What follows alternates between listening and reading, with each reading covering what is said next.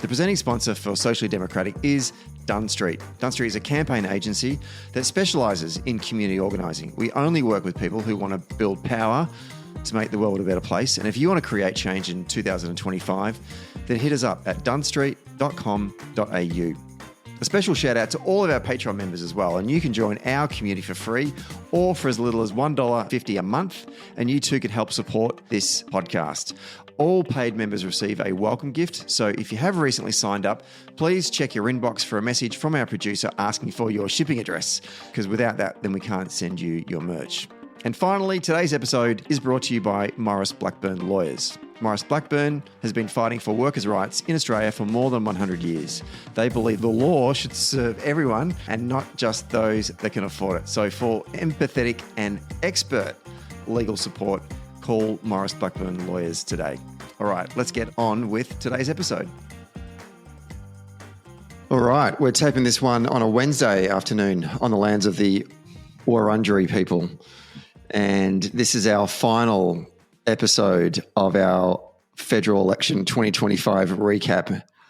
And boy, have we milked this win. Well, it already felt like the campaign went for a long time because we were speculating about it from, October last year. I know, but we'll save the best till last. And that voice that you hear who started speaking before they've been introduced is the former Deputy Chief of Staff to Daniel Andrews, now Managing Partner at Foster, McCrone, Ratcliffe and Sims Advisory.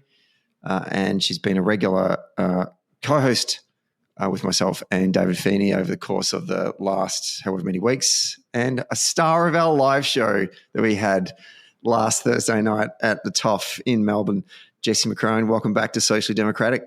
Thank you very much, Stephen. I figured what you meant when you said we've saved best to last as you meant the state of Victoria. That's exactly what I meant. Good. No. Okay, let's get into it. I don't know how long this episode's going to go for. In my mind, I'm thinking 20 minutes, but let's be honest, we know that's not going to be the case. There are a lot of sort of seats to unpack. We're not going to go seat by seat for Victoria, but we might cluster them up into sort of regions and draw some analysis that way. But to remind folks, at home, Victoria had a primary swing of 1.1% to it, taking our primary up to 34 on the nose, and picked up 2 new seats. The Liberals had a 0.9% swing against their primary, taking them down to 32.2. And the Greens lost 0.2% on their primary, taking the primary to 13.4 in Victoria. And the rest are basically irrelevant. A 1.5% swing to independents. Big deal. Labor's two-party preferred Victoria now had a swing of 1.5%, taking up to 56.3. So Labor now have 27 out of a possible 38, I think it is, seats in Victoria. The Liberals have 9. The Independents have 2. That's 71% of the seats in Victoria. The Labor Party are bringing to caucus. Of the total seats you could win in Victoria. 71% of them are red. That's incredible. New South Wales, Labor send 28 MPs to Canberra. We send 27. And just on population size, that feels... It's huge. Absolutely huge. The percentage that New South Wales send is around about 60% of the total seats in New South Wales. Yeah. Of which there are 45 or something, I think. Yes, 70% of the seats from South Australia are Labor, but there are only 10 seats. There are 38 here in Victoria. It's a huge result. So, everyone was saying Victoria was going to lose a shitload of seats, and we won 2 more. We're like the turd that won't flush. And David did a massive rant on our recap. I feel like we're not going to do it justice. Like we should just recut in his little point about trying to get more juice out of this fruit. And Victoria has once again continued to win. Yeah. Boy, is everyone going to come down on us when we lose a seat here, and it is just ridiculous. Like we hold so many. And as soon as we lose one, I tell you what, everyone's going to come for Victoria like we did something wrong. Give us your top line reflections on the result in Victoria. Okay, so I was thinking about this, and the best way for me to conceptualize it, so that's how your listeners are going to have to deal with how I'm going to explain it. I had to go back to 22, had to think about what happened there, and sort of had to think about what changed and what was different this election, and what it might mean. So in 2022, Labor did well. Like, we still won more seats than we probably should have. But we were losing ground in our traditional working class multicultural heartland. There were swings against us in some of the seats that David and I have argued about before in Victoria. So there was a lot of concern around that. But the Liberal Party had collapsed in their southeastern sort of suburban heartlands, particularly amongst the professional working class. At the time, I reflected with a friend of mine that, so we talked about how much the pandemic played into the 22 federal election results. And we think it did, but more in the fact that it sped up structural changes that are happening in Victoria anyway. And I don't think this is entirely different to how we've seen this play out in the rest of the world, that the pandemic didn't necessarily make massive structural shifts, but it did speed up the speed with which they were moving. So that kind of meant some of those highly educated voters, white-collar workers, the work-from-home types in 22 came to us. And the Chinese Australian community moved to us. So you saw that in the 22 federal election. You saw that in the 22 state election in Victoria. So these were significant things that were happening in Victoria in 2022. Fast forward to 2025. I think that we've consolidated a lot of the gains we made in 22 when it came to professional workers. Work from home obviously featured considerably in the campaign, but Chinese Australian voters came with us as well. They stayed with us and perhaps moved even more towards us. But we also saw a bit of a reversal of this. Like, hemorrhaging, in my view, is too strong a word, but a stoppage of this vote leak that we saw in lower educated, multicultural sort of, for want of a better term, Labor heartland. What that will mean going forward, we can talk about when we talk about our seat by seat. But I think that those three kind of key areas, if you think Chinese voters, professional working class, white collar, and the multicultural as well as the lower educated. If you think about those as three groups in Victoria, one of them didn't come with us in 22, but came with us in 25. And then obviously we had the Greens, so we'll talk about them, and the Teals and what happened there. And look, I think 2025 showed the realignments are still happening, but campaigns matters, messages matters, policy matters. And as much as I think we should talk about those groups as we move through, they are not going to necessarily define Labor for the next century just because that's where demographics are moving now. You still need to campaign and you still need to talk to communities to keep them with you. But it felt like the campaign did an extraordinary job of doing that to the groups we needed to in this campaign. Yeah, we've talked, I mean, just to underpin that last point you just made there, Jessie, you know, we've mentioned this on a number of occasions over the course of these episodes leading up to the election day about this sort of demographics isn't destiny. To make that even a more practical argument, it's not like when someone votes for the Labor Party at an election that they've signed like a 3 election cycle contract with the Labor Party, that they're now locked in, that they have to vote for the Labor Party for the next, 3 or 4 cycles at a state and a federal level. It's not like an NBA trade in the basketball, right? You're a free agent at every election and you can do whatever the hell you like with your vote. Sometimes we can be, the demographic folks just get a little comfortable about just writing off one particular group of people, left-handed dentists that play cricket. They're locked in now forever. It doesn't work that way. It just doesn't work that way. Yeah, and if you talk to a bunch of people about what one of the biggest indicators are that someone might change their vote is the fact that they've changed it previously. So, and that's why it's interesting when it comes to new migrants. There is an argument they're more open to being persuaded because they haven't got a voting history to rely on when it comes to deciding who they're going to vote for this time.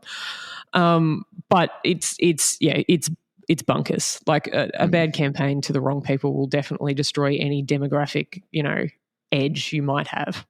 Indeed. The key is to work out how to campaign to these groups once you understand who they are and where they live. Exactly.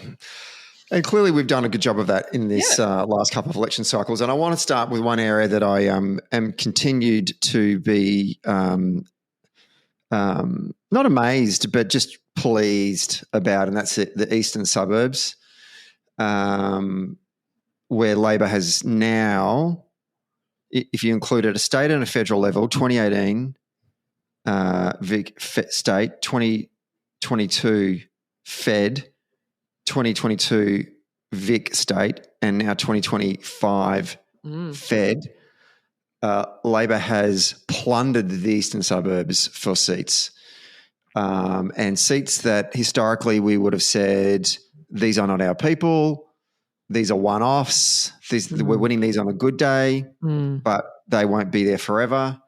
Those voters have turned up on 4 separate occasions and continue to vote for the Labor Party. We held Chisholm, which was a target seat, but and we were worried about Bruce, which is more southeast. But we held Aston, that even this podcast had written off just based on a lot of the evidence we've been provided. We held Aston, we won Menzies, and we won Deakin. And if you look at the map, the electoral map from inner city Melbourne on the eastern side of the CBD, and drive all the way out to the foothills of the Dandenongs, and all the way down to the Bay, there is not a Liberal seat to be found. There's one independent in Kooyong, but otherwise, and Goldstein. Sorry, and Goldstein is a Liberal seat. But that Deakin, Menzies, Aston collection of seats historically have been Tory heartland, and they're now Labor, and substantially Labor. And it's just been an absolutely fantastic result for the candidates out there, and broadly for the party.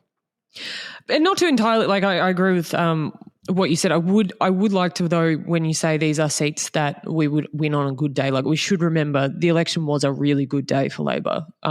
Apart from the fact that it was amazing and fun and we won, and it was a good voting turnout for us. A lot of things went our way. So these are good day results as well. So we are seeing a shift, a trend to us in these places. I don't think we necessarily would have seen Menzies fall across the line had it not been a particularly good day for Labor. And I think you can ascribe that to the particularly terrible week, in my view, that the Liberals had in the final week, in terms of why it was a good day on Saturday. True, but if you look at a lot of the state seats that lie underneath, particularly Deakin and Aston, they're Labor seats.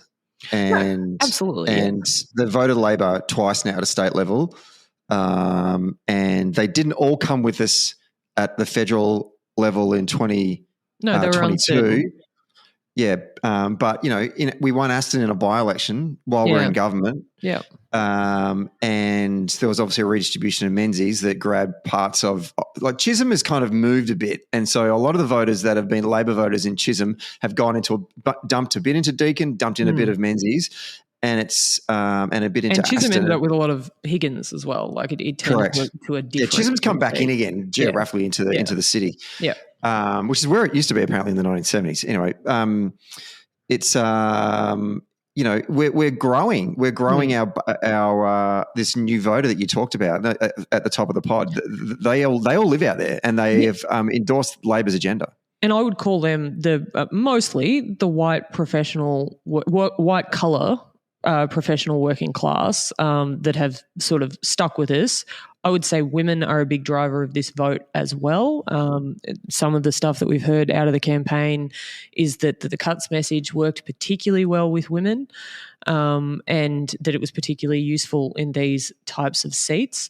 Aston, we talked about this when we talked about the seat before the election, is this it's very different to Menzies and Deakin and Chisholm in the sense that it's a lot it's a lot more white bread. It's far more sort of mortgage stress, sort of traditional liberal kind of Howard heartland, as opposed to Menzies and Chisholm that have become far more ethnically diverse over the journey. Aston has moved a bit that way, but not to the same extent that we're talking about those other seats. So the fact that these moves happened, I wouldn't ascribe entirely to the reinforcement of the Chinese Australian vote that has happened in eastern Victoria. Sorry, east of Melbourne. But it is a part of it. I would also say work from home clearly in places like Aston, massively important. Yeah. I mean, parts like Wanturna and Ringwood and a little bit of Bayswater, which is in Aston, what Glen Waverley looked like 10 years ago, those parts of Aston now look like Glen Waverley in terms of the demographics, the types of people moving in. There is a large Chinese residential population moving into that, and I think that is changing. But it does not explain the entire result. It's not as easy to say Eastern Salts that is a Chinese vote. It absolutely helps, and we need everything. Oh, yeah, absolutely. Yeah. There were folks out there that just came with us on election day because they liked our message and they didn't like the Tories. And if you look at some of the booth results, I think it supports that argument. Labor did a particularly good job in this campaign of seeing that cost of living wasn't as straightforward as offering a cash bonus to people to say this is why you should vote Labor. And these parts of these electorates were under significant cost of living pressures, and this idea that you necessarily just have to offer them cash to get through that, or to want them to come with you is clearly done. It was cleverly done by the Labor campaign to turn the cost of living question to a question about services. So when you talk about urgent care centres and that being a cost of living message in the sense that you can get healthcare fast, close to home, these are the kind of people, in my view, that were prepared to go with the confidence, stability of that message when it comes to cost of living, rather than just a straight up, for want of a better word, bribe. I completely agree. I also wanted to just get I want to stay out in the east, but in particular, I wanted to get your reflections on the Teals, because obviously there was two hotly contested races, one in Kooyong, which takes in parts of Kew and Hawthorn and Camberwell, Baldwin, Surrey Hills, Toorak, Malvern, and Goldstein, which is down along the Nepean Highway. So sort of Brighton, Hampton, Sandringham, Blackrock, Cheltenham, all that kind of stuff, Moorabbin, Bentley. So, mixed results, I think you'd say, for the Teal independents in Victoria. Probably not even mixed. Bad results for Teal independents in Victoria. And I think we, again, talked about this in the campaign podcast and reflected that the Teals in Victoria have acted in a different way to the Teals in New South Wales, in the sense that they have, in my view, struggled to maintain the integrity climate change messages that sort of swept them into power in Victoria. Whereas if you look at someone like Allegra Spender and some of those North Sydney Teal candidates, they very much stuck as well to that sort of fiscally conservative, socially progressive, small L liberals, whereas people like Monique Ryan and I think particularly Zoe Daniels, the electorate did not feel that they were small L liberals. Goldstein is the only seat the Libs won at this campaign. And I suspect, having all of us seen Tim Wilson on television and other places, we're not going to necessarily say that that is because of an absolute love for him as a person. Like he doesn't have this kind of he stands up for our community kind of vibe as a standing a little bit separate to the Liberal Party. He arguably is part of the narrative that the Teals were able to attack, as in what a Liberal looks like and why we need a different type of Liberal. Like, he is kind of, in my view, kind of old school Liberal. So I think the result for him now, he's talked about the fact that he ignored the central campaign.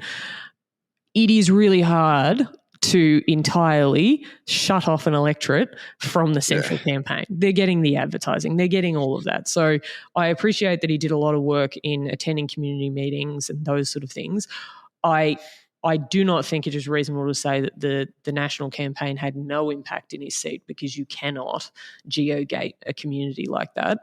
But clearly the work that he did in the community over 3 years and constantly campaigning paid off.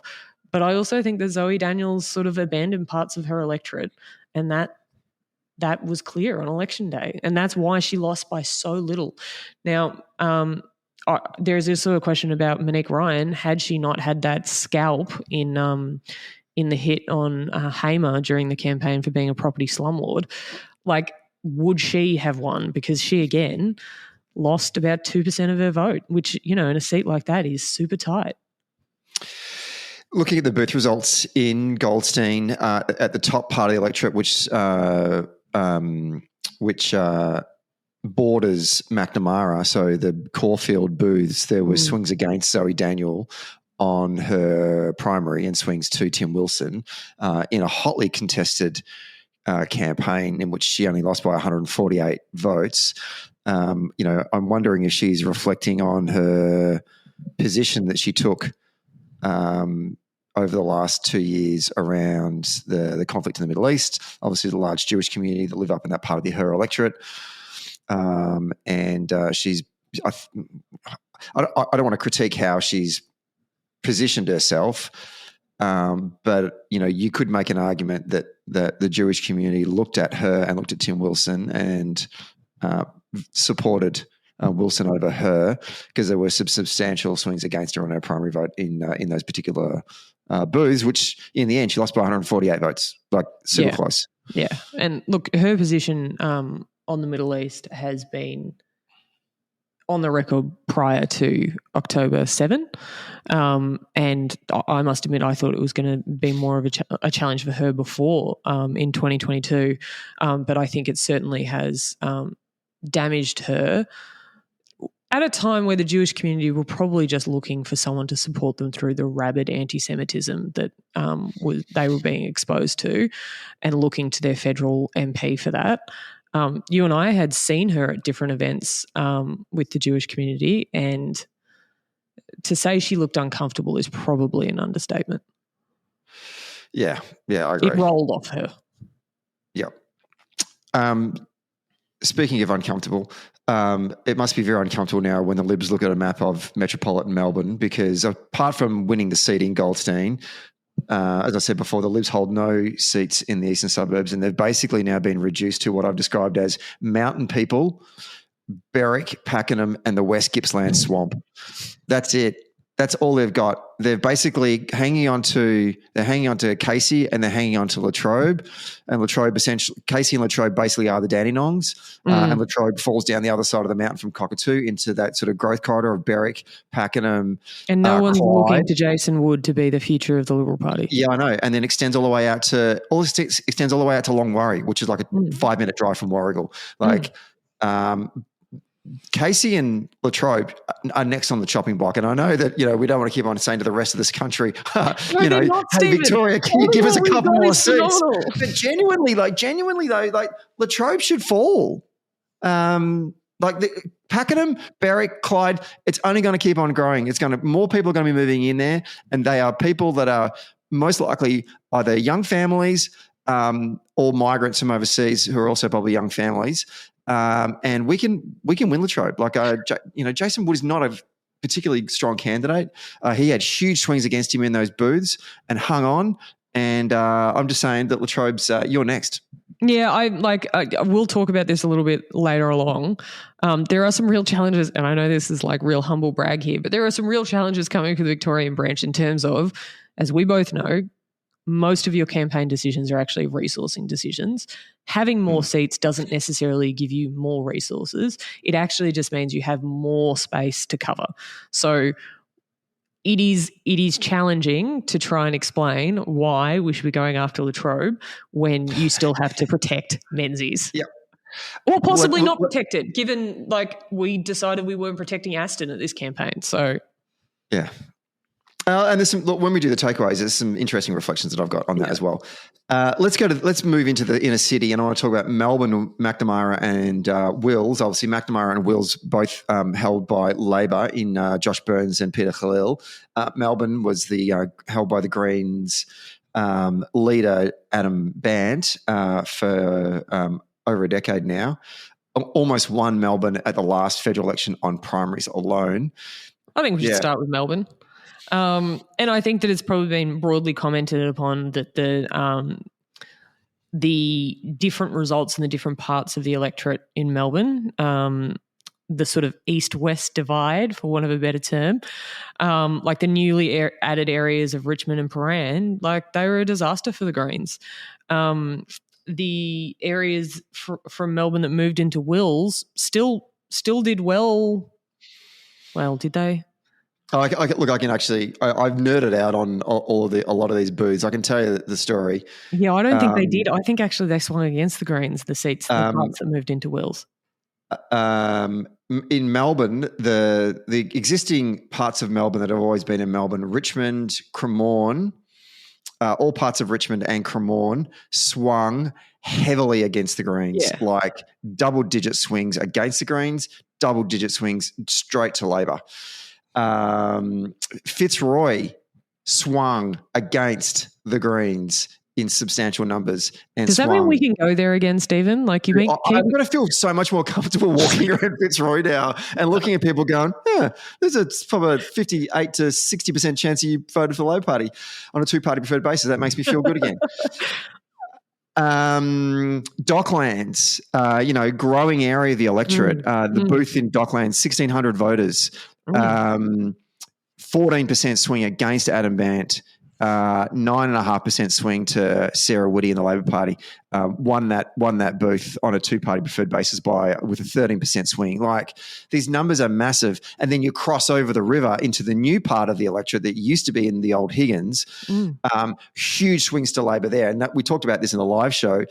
In the redistribution maps in the second round, the Greens made an argument to take those parts of Higgins into the seat of Melbourne. That's how cocky they were, and they got belted south of the river by booths in South Yarra, in Prahran, and in around the Botanical Gardens, East Melbourne. So just outstanding result. But, I mean, I've got a theory about this, but I just want to get your reflections about Melbourne before we... Melbourne, the seat. Yeah, look, I think that... Adam Bandt made a bunch of strategic areas in the general broader Melbourne, broader Greens campaign, and I think it particularly impacted him in Melbourne. They realised way too late that the last things that voters wanted was the Greens to be the opposition to Labor, and that is how they'd set themselves up for 3 years. And they pivoted very late to saying their job was to keep Dunn out. And even I think even Bandt said that after the campaign. You know, the Labor Party did an extraordinary job of suggesting the best way to beat Dutton was to vote Labor. Now, we have been saying that for years because, you know, we are the ones that actually run against the Liberal Party, whereas the Greens only run against Labor. So when you say we did a phenomenal job of suggesting that, well, that is true. If you want to not have a Dutton government, you need a Labor government. Thank you for acknowledging our strategy, Adam. Appreciate it. Exactly. So I think that played in. We have talked previously about their move away from the environment into all sorts of, like I think I said, the Greens message of carrying around a large toothbrush was just not the way forward. I think also like this idea, I think that they have underestimated how much people who live in these areas, and I would particularly put this into those parts of the seats that voted strongly Labor, they are aspirational people who want to own the place they live. Like not everyone who has voted Greens in the past believes that all property is theft. And this idea that renters should be entitled, like everybody thinks that renters' rights should be improved, and Labor is trying to do that particularly through increasing supply, which will drive down the cost of rents, but also through a suite of reforms around actually what it means to be a renter. But this idea that all Greens voters are just going to entirely, declare war on anyone who owns property is just a massive miscalculation of the kind of people that I've seen handing out for the Greens for a long time. These are the kind of people that have a beach house. They are the kind of people who owned their homes some time ago. So I think it's been a massive miscalculation, and I think we've seen that in the results and where they swung. You know how in the Howard era of Australian politics, we as Labor people kept on getting frustrated about how Howard was so tactical or strategic rather, in wedging the Labor Party internally on a whole bunch of issues and going, he's driving a wedge between the middle of our party. And it's so frustrating. I've never seen a party do it to itself. The Greens drove a wedge. They just turned around on themselves and just drove a big fat wedge in between two parts of their base, renters and homeowners, and said, you choose. And I just do, to your point, I think homeowners went, well, no. But it's not I don't agree with this at all. It's not even the homeowners. It's the people that are renting that want to be in a home. Like, there are some people, and do not get me wrong, there are some people who've decided, I would prefer to live in the city and I'm happy to rent for the rest of my life. They are not the majority of people that live in these seats, though. And I think that the Greens have, a little bit like the Liberals, got a little bit focused on group think, and all of the people they know think a certain way, and have set a whole agenda by it. And one of the strengths of the Australian system is that that's not how you win elections, because the fringe shouldn't be determining what happens in the centre. No, I mean, it's not as if everyone in the inner city of Melbourne are all these sort of Scandinavian Swedes that all want to think, I'm okay with renting for the rest of my life. I just don't think that culturally that's a norm in our society. But they're not the majority. And I was laughed at when I raised this at the live show, but we saw parts of this in the Melbourne council election. The Greens did terribly. You and I at the time sort of assessed that maybe they just didn't resource it because they were putting all their money into wills. That may still be the case. That may be what happened. But the Libs did very well here. Very, very well in the city of Melbourne. And I think we saw that carry over into the federal election as well. Yeah. Speaking of wills, we hung on in wills. Congratulations to them. That was a hard fight. Yeah, absolutely. And nasty, really nasty. Yeah. People should hang their heads in shame in the way that they conducted themselves on pre-poll and on election day by the Greens and Greens adjacent supporters. So, sometimes you can get moral victories in politics, and that was definitely one for us. Obviously, huge swings against us across the electorate.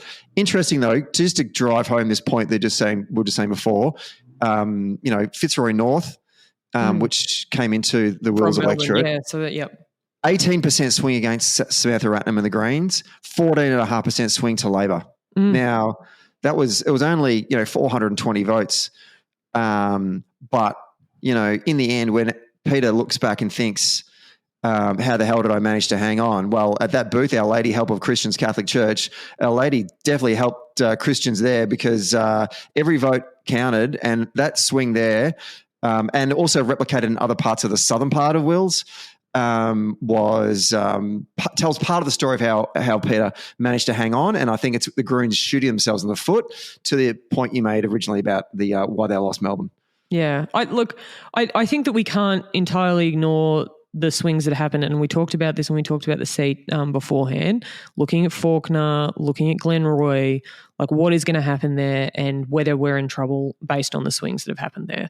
That was our advice. We got significant swings against us in those areas. But I think that you and I particularly hadn't banked on swings coming back to us in that northern sort of that Fitzroy part of the electorate. So I think I do Gaza obviously played a role in the result here, and I think we'd be stupid to suggest that it didn't. I think that the Greens spent a lot of time talking about it. I think that did result in some significant swings in parts of the electorate. I do think, though, that their focus on it meant that they were not talking to the other parts of the electorate they lost. Yeah. And they did not speak to two different parts of the electorate well in that in that space. And look, they had a third-party, feeder ticket, for want of a better word, that was going around and whipping up a lot of fear and a lot of lies, frankly, about Peter's position on and what's happening in the Middle East. And that worked for them. The question really is for the Greens, which, we're all going to be making resourcing decisions ahead of the next election, is whether, hopefully, we're seeing a much better and calmer Middle East by the time the next election comes around. The question is what happens to those voters, whether the Greens are actually going to do anything for them, because I don't think they will, and see how this seat goes in the next election. Yeah, absolutely.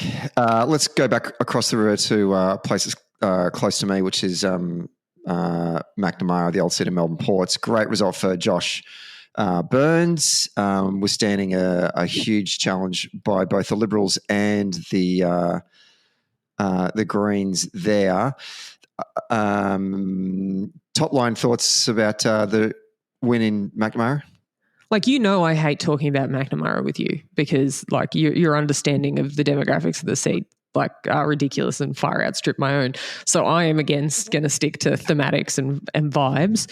I think that nuclear made it really challenging for the Greens to attack Josh on coal and gas.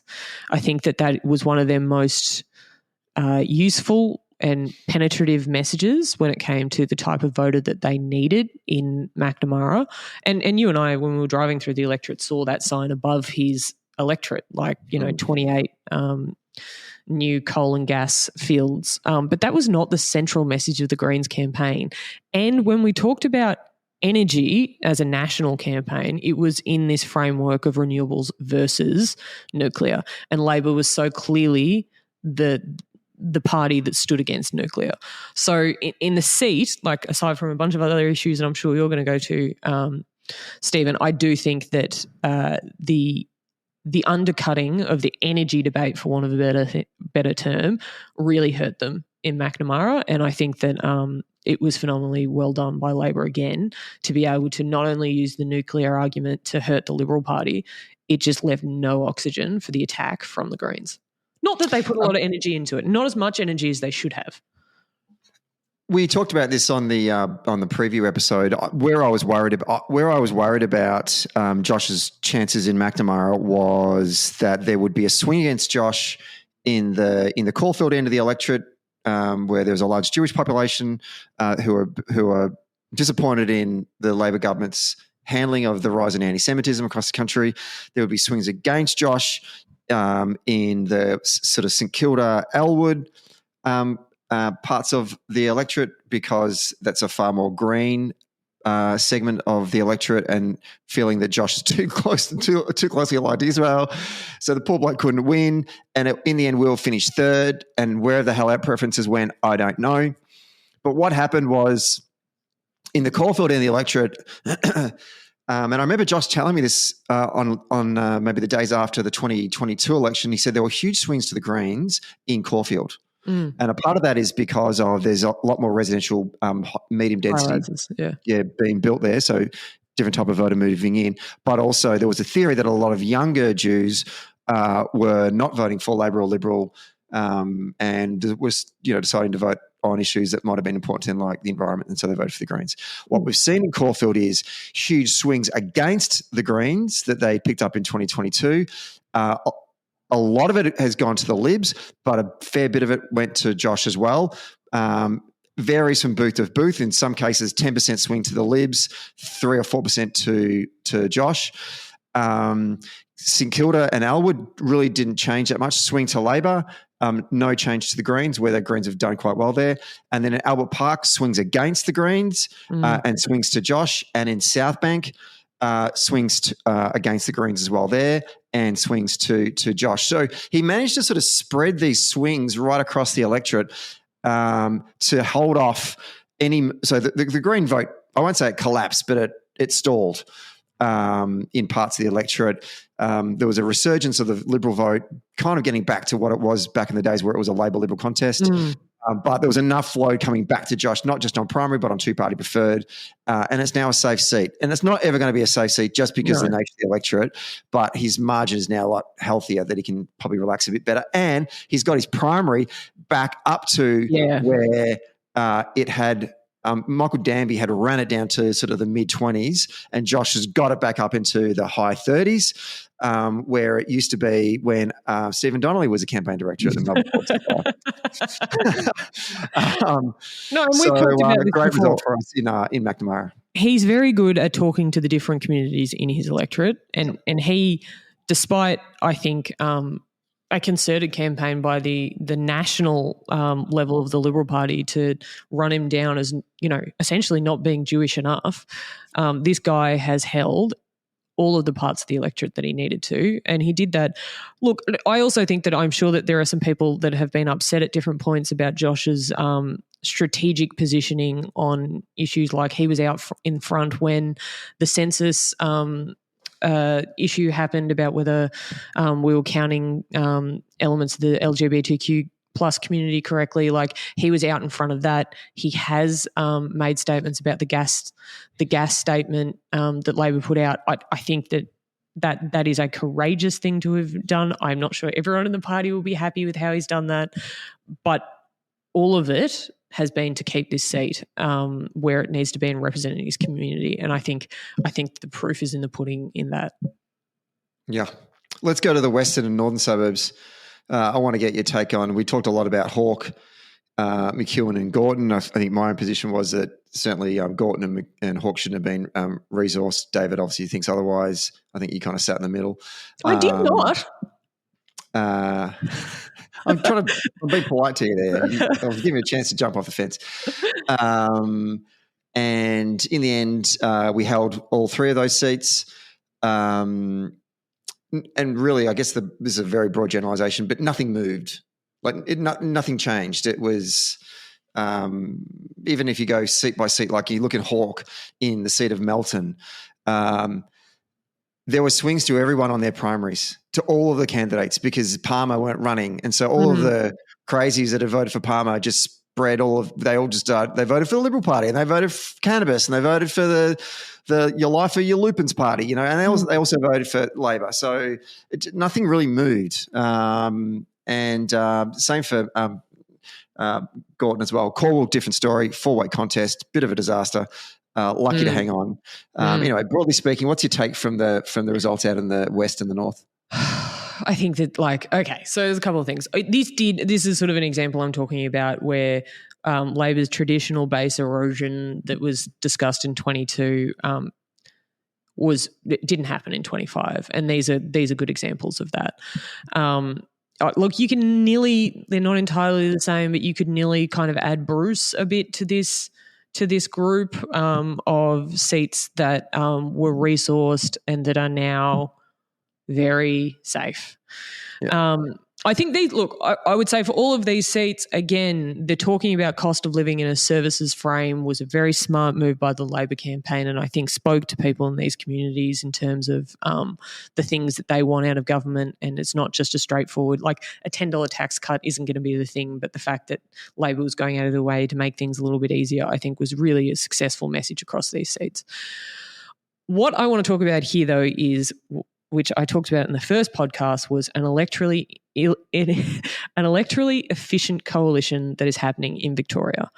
And if I didn't explain it properly in the first podcast, I'm going to do it again. Electorally efficient in the sense that our vote is distributed in such a way that we win more seats with less votes. The votes are spread across the state in such a way that we don't have uber safe Labor seats, we have fairly safe Labor seats, and we do better in the marginals, which means that you're more likely to win government. And we've seen that story in the state government and the federal government. So in 2014, Labor won 47 seats with 38.1 primary vote. 47 seats, 38% primary. And in 22, we won 56 seats with a 37% primary. And that is what an efficient electoral distribution does. Now, I can understand why that makes some people in the party really nervous, because they have gone to a seat where they weigh the votes and they don't count them, and they see that primary or that vote declining and they freak out. But I do think that there is a assumption that is happening that just because we are losing votes in some of those seats, that means that we are under threat everywhere across the state. And I think that the seats we're talking about, Hawke, Gorton, and Bruce, are examples of that, where you get a lot of pressure on the campaign to make decisions about where they're resourcing, and you start getting pressure to resource seats that are fairly safe, not absolutely in the bag, over seats that will help maintain or win government. And I do not envy the people making these decisions. I know they're challenging. No one wants to be the party secretary that turns around and lost Bruce or Gorton. Like, I entirely understand that.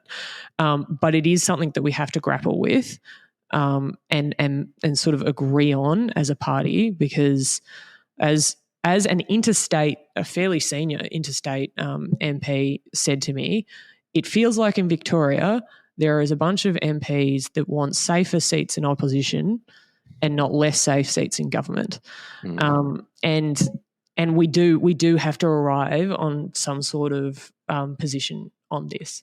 So Gorton, I think Gorton more than the others, like it just should never have been on a target seat list. No, 100% agree. But also that means that then structurally how we set up our campaign operation needs to evolve and meet that moment as well. Yeah. Because, the resource allocation of that is important. And it's not just, getting a field organizer or whatever. Like, if you look at the swings to us in, say, the booths that are in South Bank or Docklands, they would not have been treated by a volunteer recruitment door knock. No. They're in towers. Like, you and I learned that when we did the Melbourne mayor election. Can't get in there, right? No. So they swung to Labor for other reasons. They were clearly getting ads on their devices or on TV or whatever it might have been, right? So there are ways in which we can treat electorates. And I think that then there's also ways in which we can set up campaign infrastructure to support the marginals as well as supporting the fairly safes. And I know we have that category A and category B kind of set up and all that kind of stuff, and that's sort of heading the right direction. But there's got to be and I've said this from day one, there's got to be an expectation of accountability by MPs in certain types of seats, that you've got to look after yourself to a certain degree and not expect and not argue to get yourself onto the marginal or the target seat list. Yeah. And look, I just want to be very clear with your listeners. Neither I, and I hope nor Stephen, are suggesting that means we abandon these parts of the state. No. Like, this is primarily and explicitly a conversation about where you resource your funding decisions for a campaign. These voters and these communities are still really important to Labor. We still need to do things for them. And I think that the federal Labor government has. I think the state Labor government has. It is about those things that Stephen was just discussing, like when it comes to the campaign, who gets a field organiser, where are you spending your digital money? Because, as I said at the start, all campaign decisions are essentially, in the end, a resourcing decision, and it's a question of how you cut the pie. And I think that we can do more work throughout a term to talk to some of these voters, but when it comes to the last 5 weeks, like the job of state branches and federal branch is to win the election and win government, and it's becoming more challenging. And I think we saw that in those seats of Hawke, Gorton, and Bruce. So I'm going to say about Calwell, I don't think there are huge messages out of it. I know people are going to be very upset that I'm going to say this. I don't know that there's a huge message out of Calwell for federal Labor. I think that aside from when you upset a bunch of people by not having a local ballot for a seat, it sometimes comes with considerable repercussions. And I think that's what we saw in this seat. We saw a very popular local mayor who had been a member of the Labor Party, who was arguably understandably pissed off she didn't get an opportunity to to run for pre-selection put her hand up. And the whole thing blew open. And in particularly in the area that she spent a lot of time in, I think she's been the mayor 3 times in that Craigieburn kind of area. Like we saw some big swings. And funny things can happen when you have 2 high-profile independents running, and that's what we saw. So there's a bit of work to be done in Calwell, but I don't know that you could argue it was a massive repudiation of the federal Labor government or anything. I think that it's one of those odd election results, like we've seen these before. Primarily, they happen in by-elections, but that's my reflection on Calwell. And it's an open field. There's not really any campaign being run there from a central perspective. So sometimes it can be anyone's game. And I think Bendigo is a good example of that as well. Bendigo wasn't on the target seat list. It was essentially left up to the local campaign to get themselves over the line, like they've been asked to do pretty much in every other campaign except for 2013 when they were on the target seat list because Lisa was running for the first time.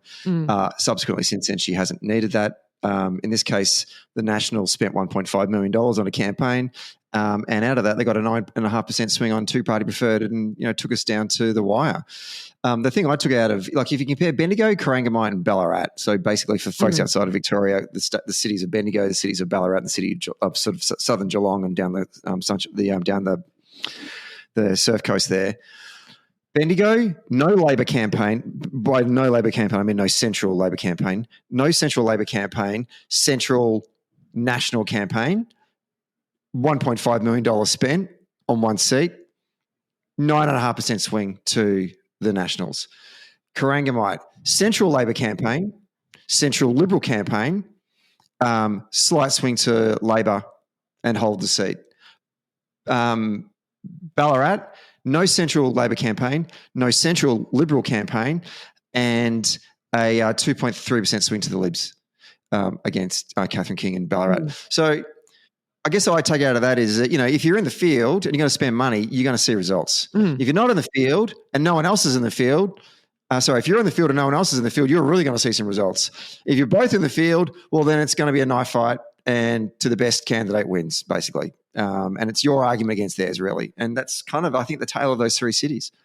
Yeah, and I'm from Ballarat, so I'm strangely more concerned about the results we're seeing out of Ballarat because I put some of what happened in Bendigo down to the fact that we comprehensively destroyed Dutton in a branding or value sense, and he was fundamentally tied to the Liberal vote, and the whole thing died off. So we didn't do that to the Nats.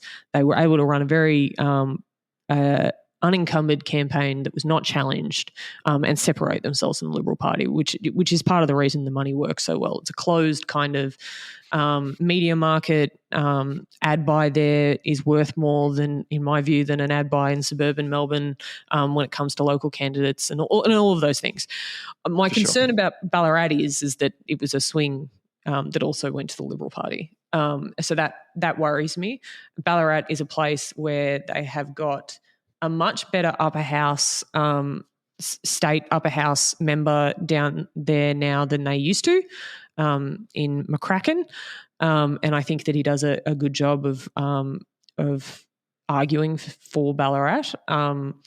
I think that Catherine King clearly spent a lot of time being the infrastructure minister.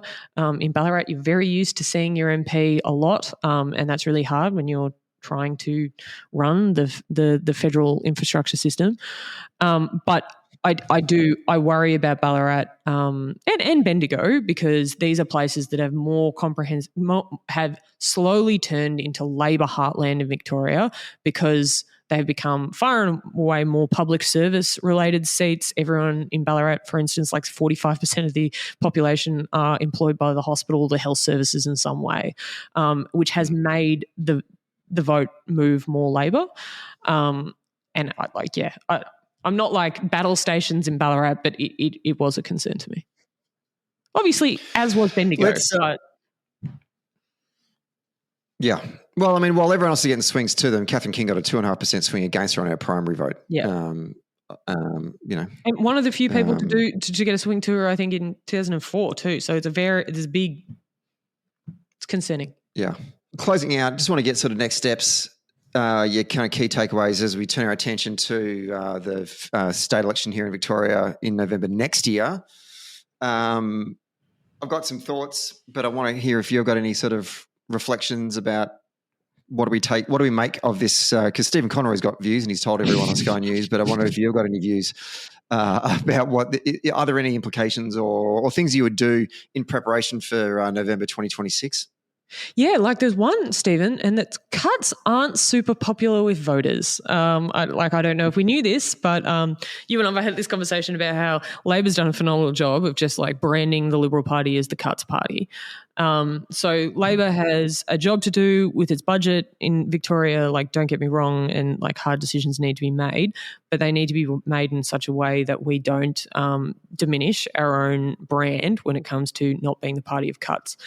I think that includes cutting SRL, which is I thought played a bigger role in some of those eastern seats than has been credited.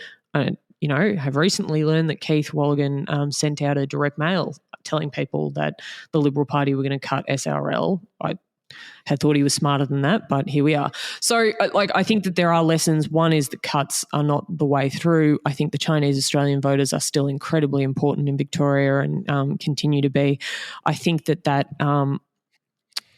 professional white-collar class is also very important. I think the state Labor government are doing a very good job of trying to communicate with that group, and that's going well. So, look, I would say the Liberals don't have a policy agenda yet for the state election. It is still 18 months away. They have the capacity to build it. But the big lesson for them out of this is you actually can't go to an election saying, it's been hard for the last 4 years and cost of living has been a challenge, so vote for us. Like, you need to actually offer an alternative. My takeout is cuts are not a supported thing in the community, and I think that state Labor have heard that message. I think we saw that in their budget. Two other reflections that I've got that are a bit more specific that I took away from this. More broadly, I guess, across the entire nation, let's not bother negotiating with the Greens on a lower house, upper house deal for preferences. Because 100%.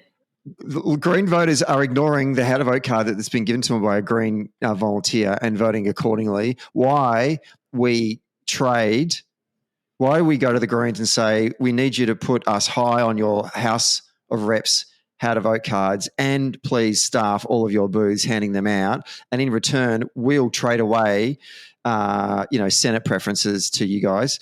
Don't bother. I mean, we didn't this time, and it was paid dividends because, as we've discovered, and we've known for I don't know how many election cycles, that 80 to 85% of Green voters vote Labor second, regardless if they get a how to vote or not. So why are we giving away something to the Greens and we get nothing back in return? And I think that whoever did the negotiations for the Senate ticket this time also should have a statue built for them because they did a great job. You and I know one of the comrades that were helping with that, and we think he's excellent. But we do indeed. I don't know if we're allowed to name him. I don't know if we're allowed to say it either, but good job, comrade. Yeah, exactly. CP. Wonderful. That's one of my takeaways. The second one is also related to the inner city. Based on the results in Richmond, if I was a state member for Richmond who's a Green, I'd be shitting myself right now. Well, she already was. She already was. But she's really petrified. Right now. But she's petrified about the socialists. And this kind of, to your point about wedging themselves, like they in Victoria are far more inclined to think about the socialists as the threat. And I think that's an opportunity for us in Richmond because of all of the people that are going to take the Greens result as an example of not being right, left wing and radical enough. Gabriella is one of them. So here's what Labor should do. In order to win back Richmond and have a fair crack at the state seat of Melbourne and the state seat of Brunswick, which is also held by the Greens, run an open primary to select the Labor candidates for Richmond, Melbourne and Brunswick. You mean a community primary? Yep, an open primary. Yep. Open nominations as soon as you possibly can. Once you've obviously worked out how it's going to work and stuff, don't do it tomorrow. But open them as soon as you possibly can. Let the candidates run around the electorate and register voters to participate in the primary. So you get to have a conversation with them. You get to, door knock. The party should run town halls and candidate forums and debates. So you close your nominations, have your set of candidates, and then let them go out there and register as many voters as they possibly can, thus building a relationship directly with the electorate and saying, we want you to participate in the selection of the Labor candidate that will go to the election in November 2026. Hold the primaries itself exactly 12 months out from election day, so on the Saturday, the 29th of November and the week leading up. So everyone votes on it, and then what comes out of it is that you've actually got a community candidate. They've got a profile with the electorate. It demonstrates that the party's listening to the constituency, and also helps build things like volunteer organising capacity 18 months out as well. And so therefore, I feel like a section of the electorate will go, oh, that's our candidate. I was allowed to select that person for the Labor Party. So I now have ownership in that person, and I'm going to continue to support them all the way until election day. And it would really undermine the relationship the Greens have tried to build over the years with the electorate, which I've always felt has been fake and bullshit anyway. So that's something that I think that the party should seriously entertain and resource it and do it properly, because I know we tried it in Scoresby many, many years ago, but it was I was on party offices then. It was absolutely shitful. I was embarrassed to actually watch us try and do it. But anyway, no offense to the people that ran. Good on them putting their hand up, but it was a disaster. But it wasn't funded properly, and strategically they didn't know what the hell they were doing. But now we've got a much better idea about how primaries run, and we should seriously consider doing it. It'll be a great way for us to put serious pressure on the Greens in those 3 seats that we could win at election time in 16 months' time. I think that's a phenomenal idea, Stephen. All right, great. Well, no, I think that candidate selection is incredibly important in these seats, and I think we've seen that with different results that have come in, and anything we can do to make sure that there is a candidate that gets the support of the community, I think it's a great idea. It's all come to an end, really. This journey of both preparing for the election, celebrating the election, debriefing the election. You're the last episode. It has been a month of celebration. Yeah, I was going to say, Jessie. Now, have you enjoyed yourself on the podcast over the last month? Have you had yourself a good time now? I have. I've had a great time. I have inflamed more people than I thought I would, and made other people happy that I never thought I would. But I appreciated every text message that I got for people that listen to the podcast. But yes, I am always surprised after doing this in the lounge room and talking to you who's upstairs, then getting a text message from someone saying, I heard it on the podcast, and I forget that this wasn't just a conversation we were having, around the dinner table. Yeah, literally. Well, we must have you back on again, Jessie. Well, your people can talk to my people. We'll see. Very good. Just another note as well. Thank you. I think we're dropping 2 episodes this week, this one plus the very edited live show. Thank you to everyone that came along to the live show. It was so much fun. Yeah, it was great. I was very nervous about it. I don't know if I said it on the show or not, because I blacked out for about 2 hours. We've done 300 episodes. All 299 of them, I was never nervous about them. The 300th one, shitting myself. There's something different about having 130 people all in the same room looking at you while you're talking, as opposed to just doing it in the safety of your own home. But it was so much fun. I really, really appreciated everyone coming out. It was a very, very cold Melbourne night, but the response we got from folks was super positive. And I think the takeaway from our perspective, anyway, from the podcast, is that we will do more of these, and we may take it on the road as well, which would be a cool thing. Insider jokes from the live podcast you want to explain yourself for, Stephen? Oh, yes. Sorry. Thank you. I said, I need to do this. Thank you. I said towards the end, Jessie said something that was funny, right? And I said to Jessie, what did I say? Oh, that's very funny. Oh, that's very funny. Oh, that's very funny. It's an internal joke amongst me and about 5 other people on a WhatsApp group. It started with, we used to give shit to another guy called Tom. We'd always say, that's very funny, Tom. It's sarcasm. Tom is inherently funny. Then it sort of extended to anyone else that said something funny. Jessie is, I just want to put on the record, Jessie is an inherently funny person. I was not gaslighting her. And I just completely... The women in the audience did not respond well. I know. I got too comfortable in my environment. I just thought I was, hanging out with everyone on our chat group, which cannot be named. But yes, no, Jessie is a very funny person. And I enjoy her comedy at all times. I didn't put him up to that, just so everyone knows. No, I didn't mean to correct the record. It was a great show, and thanks everyone for coming along. And thank you to Grace, who did a lot of the heavy lifting to organise the whole event. Wonderful. Very good. All right, we're done, Jessie. Thank you for your time. No worries. And we'll be talking soon.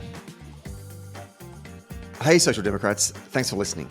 Today's episode was hosted by myself, Stephen Donnelly, and produced by Grace Eyre. If you like the show, please rate us and review us wherever you get your podcasts. And finally, get all the latest updates and bonus content by following Socially Democratic on our social media channels. The links are in our show notes. See you next Friday.